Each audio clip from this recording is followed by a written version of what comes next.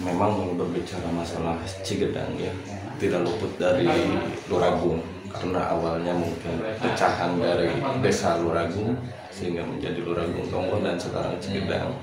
Itu pada masa dulunya adalah bagian dari wilayah Ketangeranan dari Luragung. Nah, pada saat itu dulu Cigedang itu menjadi wilayah yang dikhususkan pada zaman kerajaan dulu sebagai wilayah untuk penataan pekebunan, karena bisa muncul nama desa Cigedang itu sendiri dari Cigedang itu bukan gedang atau dalam bahasa Sundanya pepaya, tapi gedang itu dalam bahasa Jawa yaitu pisang. Nah, sehingga potensi buah menjadikan sentra di wilayah tersebut. Cuman dalam kondisi hari ini wilayah Cigedang beralih fungsi, yang tadinya untuk wilayah sentra buah-buahan sekarang beralih fungsi menjadi wilayah hutan industri, salah satunya mungkin jati, pohon acacia dan lain sebagainya. Nah, itu terjadi pula di wilayah Jatiragas ataupun di wilayah penyangga lainnya, yaitu ada di Kebun Kalapa sama Astana.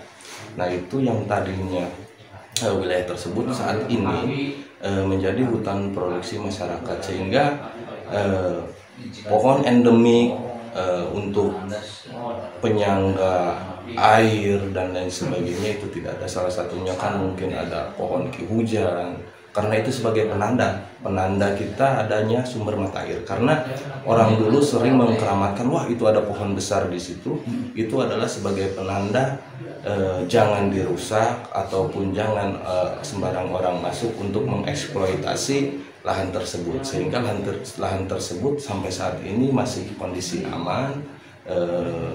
Sama halnya ada di bukit sebelah ya, di bukit sebelah di wilayah makam keturunan dari Luragung itu bukitnya sebelah sampai saat ini masih terjaga, dan sehingga ekosistem di wilayah tersebut saat ini masih terjaga. Namun untuk kondisi ketika nanti ada proses galian pasir di situ, yang sangat dikhawatirkan adalah oleh masyarakat itu hewan yang dari hutan masuk lagi ke wilayah perumahan warga. Karena kondisi saat ini ketika kekurangan ataupun kekeringan di lahan tersebut, banyak khususnya salah satu jenis hewan mamalia yang monyet turun langsung ke rumah warga.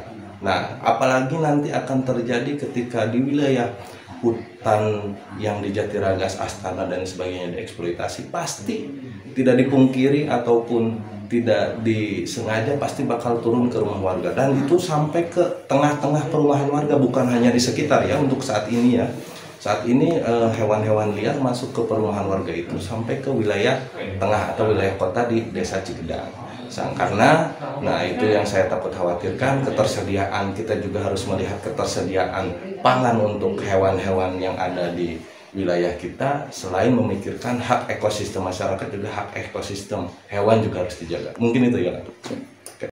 Ya, kronologisnya ya Pak. Jadi sebelum ada rencana galian pasir, saya itu diundang oleh kepala desa Cigedang bersama LPM, bersama perangkat, berkumpul dulu mengadakan musyawarah.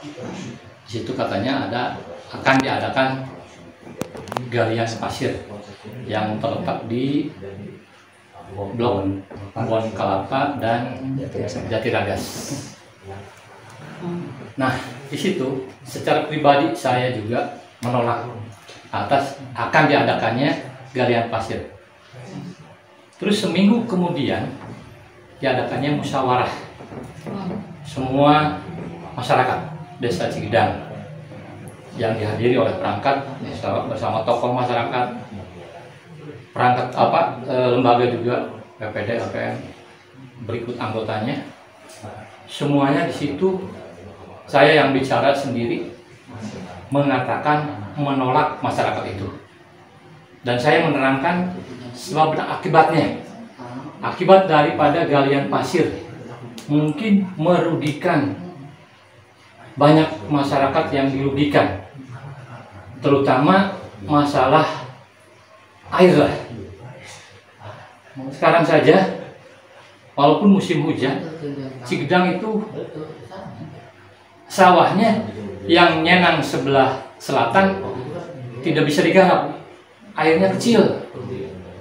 Apalagi nanti kalau diadakannya galian pasir, sedangkan galian pasir katanya digali ke bawah berapa meter.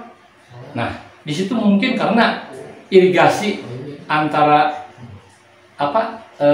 dari desa Luragung Tonggoh sampai ke Nyenang, desa Cigedang itu ada di atas. Mungkin kalau digali, diadakan galian pasir, mungkin airnya terserap ke bawah dan sumur-sumur masyarakat pun akan mengering. Dampaknya bukannya untuk masyarakat Cigedang saja, mungkin ke masyarakat Andamuni, Nendet, dan Luragung Tonggoh. 3 desa akan terdampak untuk penggalian-galian pasir. Saya sudah menerangkan begitu jelas. Cuman yang disayangkan oleh saya, barangkali ya, saya seolah-olah khawatirnya ada oknum-oknum yang menyusup tanpa sepengetahuan saya kepada masyarakat yang bukan proknya, yang kontraknya ya, jadi akan menyetujuinya. Padahal saya juga sudah mengatakan memberikan kepada lurah-lurah setempat untuk mengadakan seolah-olah secara penolakan kepada masyarakat. Di situ lurah-lurah sudah semuanya bergerak dan ditandatangani oleh masyarakat yang menolak. Dan saya juga sudah mufakat dengan kepala desa untuk mengadakan seolah-olah memasang baliho penolakan di pinggir jalan antara Cigedang sampai ke Andamuni yang ditandatangani oleh seluruh masyarakat yang menolak. Jadi saya pesan kepada yang bersangkutan, khususnya yang ada di sini di daerah, ya saya seolah-olah tolaklah untuk penggalian pasir yang ada di desa Cigedang, karena dampaknya terhadap mungkin kalau berapa tahun, taruhlah umur kita mungkin tidak tahulah, anak cucu kita yang akan terkena dampaknya. Itu mungkin dari saya selaku ketua BPD dan wakil daripada masyarakat desa Cigedang.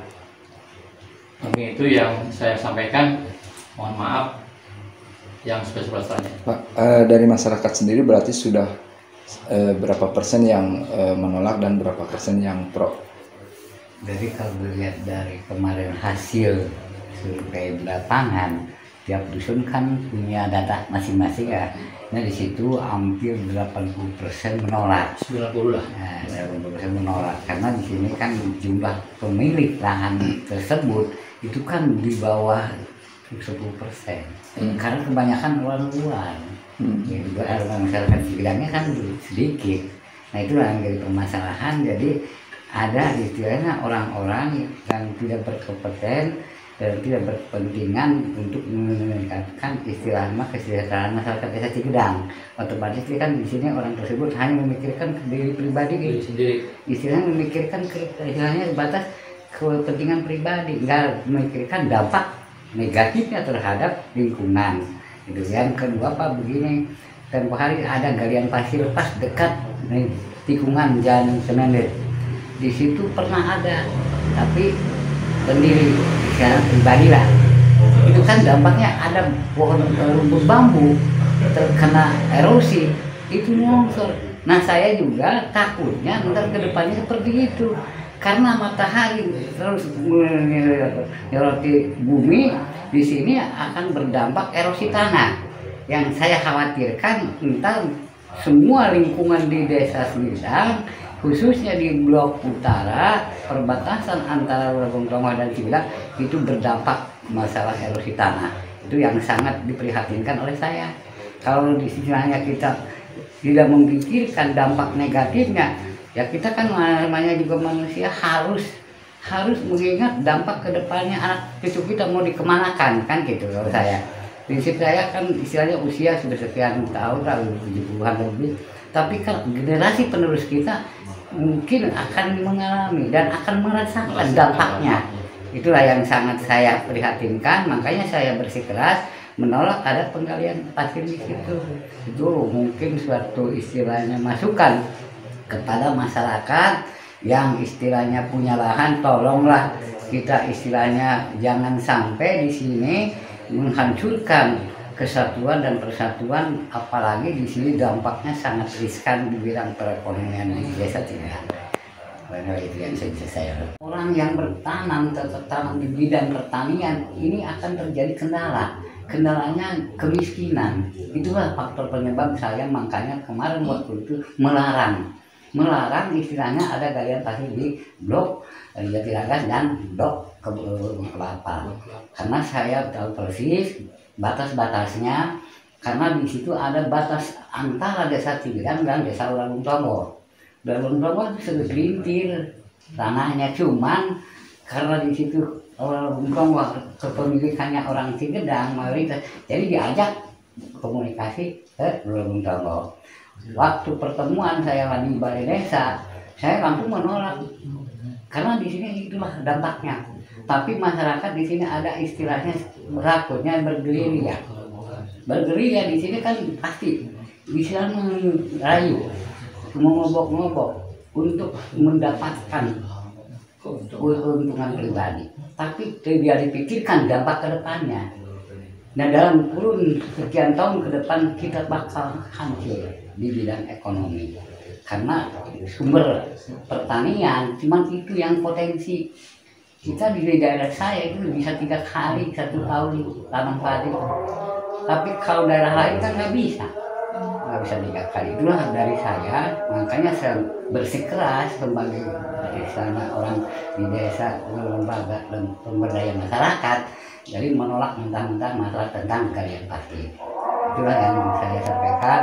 Memang intinya takut kedepannya ini bermasalah, pasti bermasalah. Pangan kekurangan, air bersih kekurangan, masyarakat akan terjadi krisis segala bidang, baik dari pengelolaan tanah. Biasanya kan kita mengerjakan orang cocok tanam padi, istilahnya membajak lahan. Kalau ini kekeringan, bagaimana kita bisa mengembangkan ekonomi masyarakat? Justru akan kehancuran. Makanya saya menolak mentah-mentah itu waktu itu. Karena waktu pertama saya pertemuan sama perangkat desa, saya hanya menolak. Karena ini akibatnya bakal fatal. Masyarakat kita akan sengsara. Mungkin dalam kurun sekian tahun ke depan, kemiskinan di desa Cigedan lebih banyak. Itulah yang saya khawatirkan, yang saya bayangkan kalau ini umpamanya galian pasir disetujui atau ada orang yang tidak merasa istilahnya bermasalah ke depan. Itu mungkin dari saya, karena saya memang sebagai lembaga pemberdayaan masyarakat ya rasanya kurang pas kalau ada galian pasir di situ. Pak, kurang teras demi sampai maghribnya. Mohon maaf. Kalau dari sisi pemerintahan desa ini mungkin menampung beberapa aspirasi dari masyarakat, khususnya BPD ya. Nah, pada momentum itu masyarakat desa mulai ramai akan yang dirasakan, terutama antara pemilik tanah dan warga sekitar.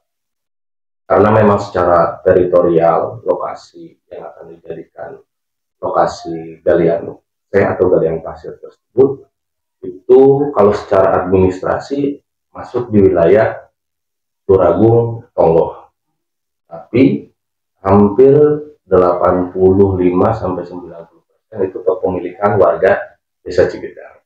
Jadi kan yang sangat diramaikan terkait kondisi saat ini itu warga masyarakat desa Cigedan sendiri, karena memang satu berdekatan dengan mungkin ada pemukiman warga, yang kedua ada juga pemukiman yang hampir mungkin jaraknya itu 0,5 kilo ke wilayah galian pasir, yaitu daerah Nendet. Nendet itu terbagi dua daerah ya, dua lokasi yang di atas irigasi masuk ke wilayah Desa Cigedang, yang di bawah irigasi itu masuk ke wilayah administrasi Desa Lembur. Sehingga muara dari semua kondisi saat ini kemunculan aktor terkhusus, yaitu terbagi dua, aktor yang pro dan yang kontra. Itu untuk aktor yang pro rata-rata orang-orang atau oknum dari yang masuk itu adalah kalau itu baik dari gambarannya yang sudah pernah melakukan izin sebelumnya, baik itu di Sinang Suka ataupun di Luragung Landet, itu aktornya pun sama, masih orang-orang tersebut lah. Jadi ketika rapat pun masyarakat meminta jangan didatangkan si calon tersebut, atau baik itu dari mengakunya sih dari perwakilan pengusaha, tapi kalau untuk di Cigedang sendiri pada rapat penolakan tersebut tidak hadir. Berbeda dengan kemarin di Tonggo. Kalau di Tonggo itu hadir secara dalam rapat tersebut dari pihak galian tersebut, dan sehingga ketika di Cigedang itu semua masyarakat menolak karena memang dampak yang dirasakan secara teritorial memang paling utamanya dirasakan oleh petani. Karena kalau dalam kondisi saat ini secara kawasan ataupun wilayah, khususnya wilayah yang masuk administrasi Luragung Tonggo itu, atau bisa disebutkan namanya itu Jatiragas. Kalau di Cigedang itu administrasinya Pulau Kalapa sama Astana, itu ya, yang masuk di administrasi.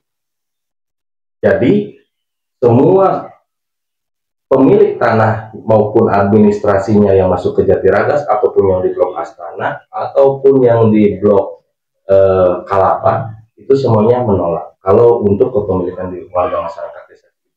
Tapi untuk kondisi saat ini, karena kemunculan yang tadi saya sebutkan, calok ataupun makelar dari galian pasir tersebut mulai masif masuk di masyarakat desa, sehingga membenturkan ada beberapa kubu yang pro dan yang kontra. Mungkin untuk kondisi gambaran awal seperti ini. Seberapa parah sih kerusakan yang saat ini terjadi di Luragung atau belum? Untuk Luragung sendiri, barusan saya dapat informasi, khususnya galian Luragung Landet ya, itu ada tanah yang airnya melimpas ke pesawahan akibat tidak adanya penahan air. Itu yang terbaru hari ini berarti ya. Kemudian dampak yang terasa beberapa waktu lalu itu banyak janji-janji yang tidak ditepati lah. Di antaranya adalah makam yang dijanjikan akan memulai, yang akan dipelihara malah dihancurkan kemudian dipindahkan, dan itu menjadi rasanya sakit hati lah. Apalagi banyak tokoh masyarakat yang menyayangkan hal tersebut. Kemudian konflik sosial juga mungkin yang akan dirasakan dan sudah terjadi di Luragung Landet, antara yang pro dan kontra itu pasti terjadi. Yang saya khawatirkan itu akan terjadi di Luragung Tonggo dan juga di kemudian polusi udara yang makin hari karena fungsi kontrol dari aparatur kurang, seperti truk pasir yang harus ditutup itu hampir mulai tidak berjalan lagi. Itu yang menyebabkan atau dampak yang dirasakan oleh masyarakat. Kebetulan saya juga komunitas sekolah di SMKN. Ketika jalan itu belum diperbaiki, karena ini kan jalan masih bagus nih, itu banyak kejadian terpleset lah akibat jalan rusak. Itu salah satu dampak yang terjadi karena memang posisi Luragung Lande, bagian Luragung dekat banget dengan sekolah. Itu dampak yang sudah dirasakan oleh masyarakat Luragung Lande. Ini menjadi gambaran untuk masyarakat Sumedang dan juga Luragung Tonggo. Ini bukan asumsi lagi kalau dampak, karena sudah kita rasakan di desa Luragung Lande. Begitu. Itu dampak jangka panjangnya sendiri dari adanya galian.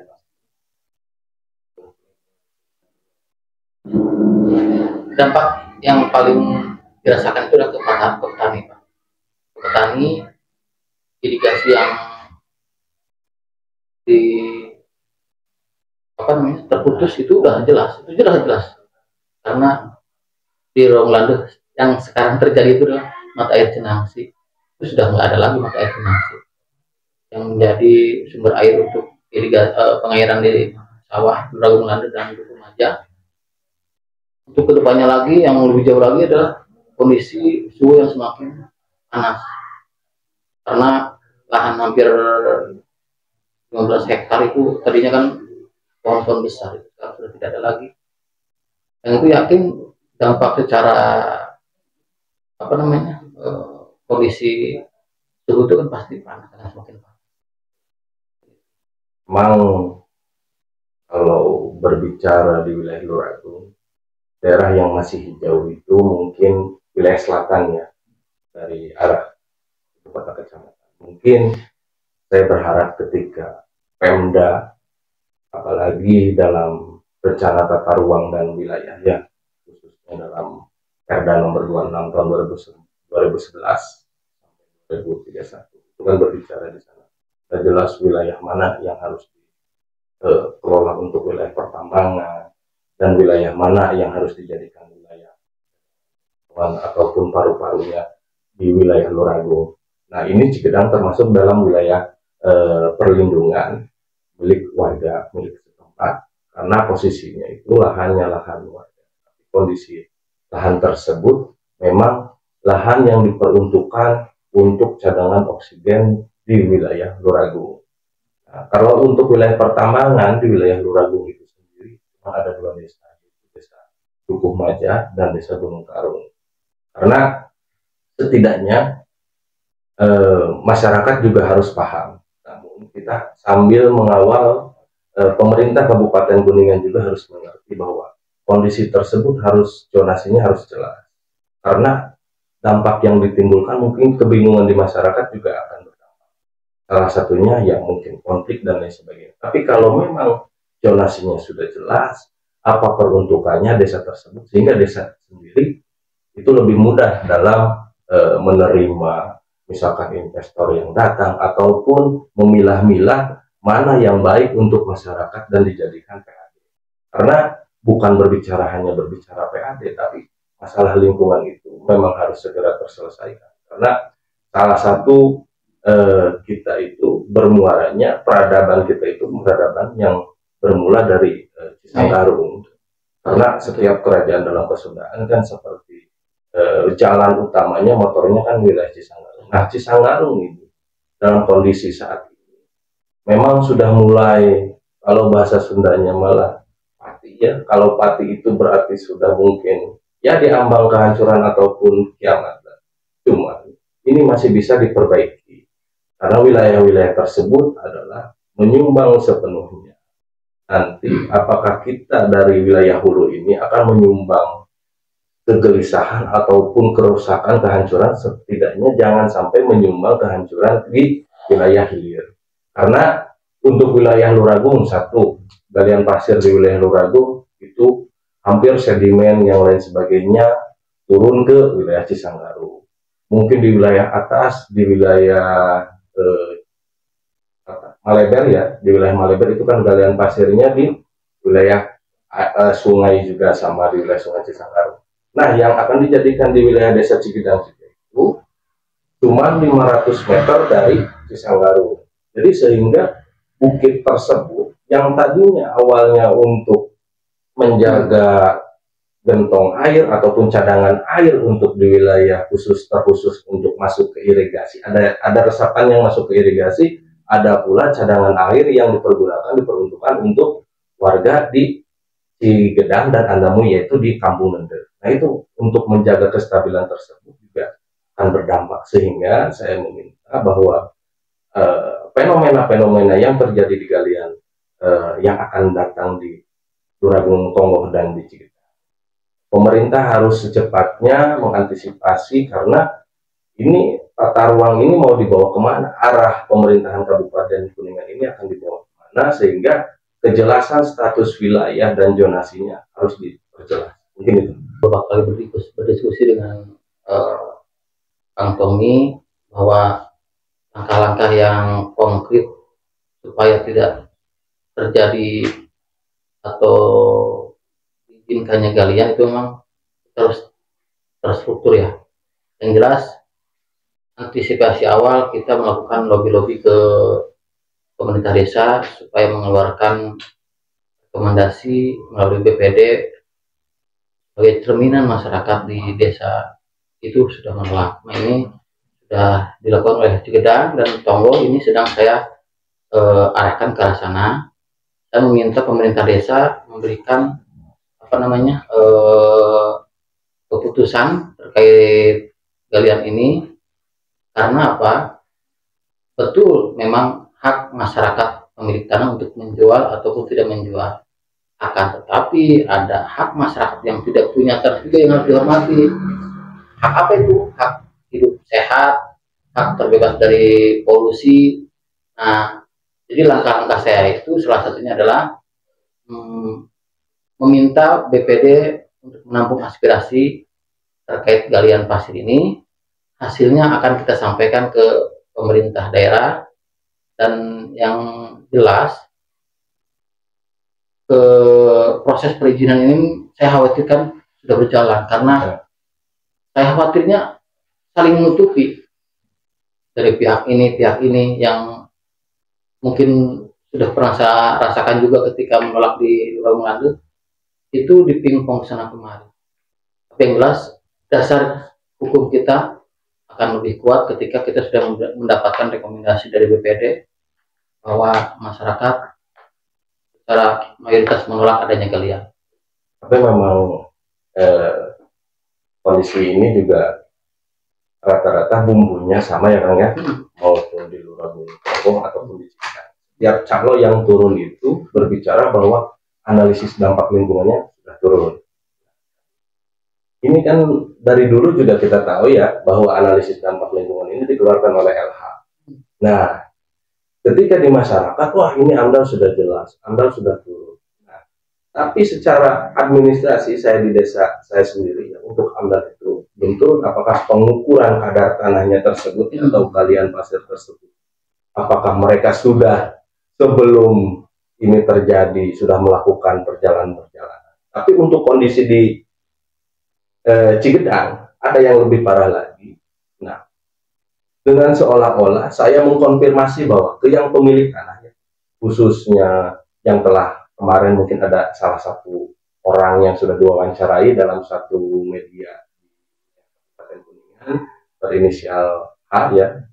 Nah, itu berbicara kalau secara redaksional memang tanahnya memang saya sudah menyerahkan fotokopi SPPT, tapi dalam kondisi real memang beliau belum menjual tanahnya. Tapi di lokasi galian itu sudah ada patok-patok. Kan kalau patok itu memang salah satunya perorangan dan memberikan informasi kepada pemerintahan desa. Tapi dalam pemerintahan desa tersendiri, saya mengkonfirmasi kepada Ekbangnya yang khusus pertanahan, itu tidak ada komunikasi, sudah mempatokkan tanah galian, sehingga zonasi tersebut milik si pemilik orang yang akan menjual itu tidak tahu apakah patok itu memang akal-akalan untuk menggiring opini di masyarakat bahwa ini orang ini sudah menjual tanah, jadi orang yang lain itu ikut-ikutan karena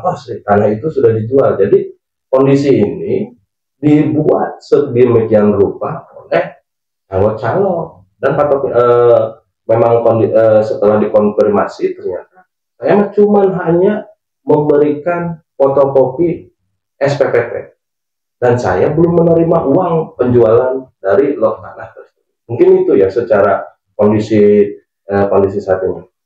Kalau di Lurah Tonggo sudah Pak. Jadi sosialisasi adanya galian di Lurah Tonggo itu yang hadir para pemilik tanah dari 2 desa, Hidang dan Lurah Tonggo. Kebetulan saya salah satu pemilik tanah di Lurah Tonggo. Nah, itu menyampaikan manis lah. Tapi saya paham mereka ini adalah orang-orang yang dulu pernah melakukan hal serupa di desa Lurah. Makanya saya langsung menyampaikan bahwa Bapak, apa yang Bapak sampaikan itu hanya normatif aja. Kenyataannya sekarang kan di Lurah banyak janji yang tidak ditepati, saya bilang begitu. Jadi perusahaan itu memang hanya sebatas normatif, terus tidak betul-betul menyerap aspirasinya. Padahal dalam pertemuan itu masyarakat menolak Pak. Di malam Senin tanggal 27 kalau nggak salah itu nolak yang Lurah Tonggo maupun Cikidang. Jadi perusahaannya harus lebih kalah. Saya tidak anti investasi, tapi tolong juga dengarkan aspirasi masyarakat. Kalau untuk di Cikidang memang belum ada pertemuan antara pihak galian dengan masyarakat ya, karena waktu rapat yang awal juga itu masyarakat udah kita semuanya yang hadir masyarakat dengan pemerintahan, dengan BPD, LPM, desa dan organisasi masyarakat yang ada di desa. Jadi pure tidak ada istilahnya investor yang masuk untuk ikut rapat dalam acara tersebut, karena memang masyarakat sudah mengerti bahwa ketika ada pun nanti dari pihak galian, karena memang posisi masyarakatnya sudah menolak dari awal. Mungkin karena di Tonggo belum ada penolakan, kalau di Cikidang masyarakat sudah menolak, sehingga kalau ada yang investor yang masuk dikhawatirkan masyarakat terjadi keresahan atau konflik yang begitu besar ya. Itu karena desa kami juga menutup kemungkinan ada kekhawatiran-kekhawatiran yang tidak diinginkan, karena memang pada kondisi saat itu semua masyarakat sudah ketika semangat akan cinta tanah airnya mungkin tinggi ya. Masyarakat itu hadir meskipun undangannya dadakan, masyarakatnya hadir serempak semua untuk menolak, karena menyuarakan seperti ini berdasarkan usulan aspirasi dari masyarakat. Kita desa dan lembaga lain pun kan tidak bisa berbuat apa-apa. Kalau masyarakat sudah ingin menolak, ya kita mungkin menampung aspirasi dari masyarakat tersebut. Secara pribadi ya, saya akan terus berusaha. Kalau saya beberapa hal ini ke teman-teman yang jadi bagian dari saya juga, ada Rumah Jabar Hijau, mungkin saya sampaikan hal-hal tersebut. Setidaknya ini menjadi gambaran buruknya birokrasi, karena sudah beberapa kali ini kejadian lolosnya izin ini menjadi apa ya, menurut saya coret merah pemerintahan. Ini menjadi perhatian saya pribadi dan juga teman-teman di Ampel, dan saya akan menyampaikan aspirasi sesuai dengan aturan-aturan yang ada. Di antaranya saya mungkin ke Rumah Jabar Hijau akan memberikan masukan-masukan supaya ditindaklanjuti ke pemerintahan provinsi yang menjadi katakanlah kunci pemberi izin ini.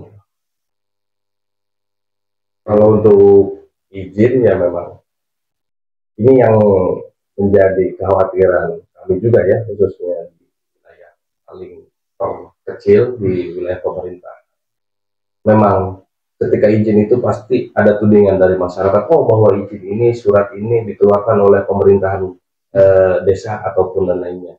Cuman ini izin ini kadangkala mungkin bisa turun langsung dari pusat, dan unsur-unsur pendamping izin salah satunya mungkin zonasi wilayah tanah kita ataupun luasan wilayah terkait untuk seberapa luas sih galian pasir yang akan dikelola khususnya di wilayah Luragung Tonggoh dan di di Cikidang ya.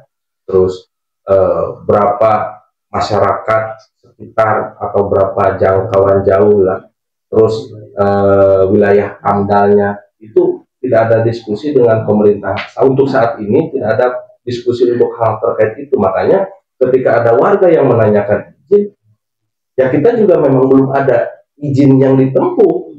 Tapi kalau kedepannya ada salah satu yang tadi dibicarakan, mungkin ya itu berarti kan memang ada landasan-landasan hukum yang tergores lah, dalam artian mungkin ada perda yang dilangkahi, gitu.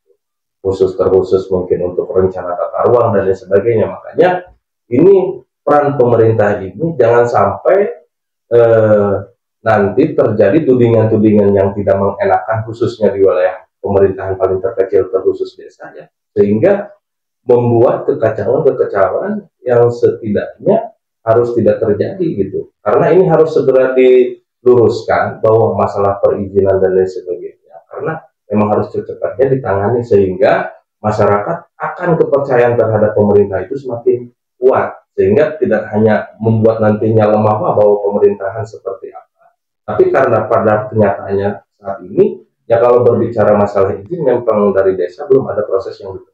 Mungkin itu.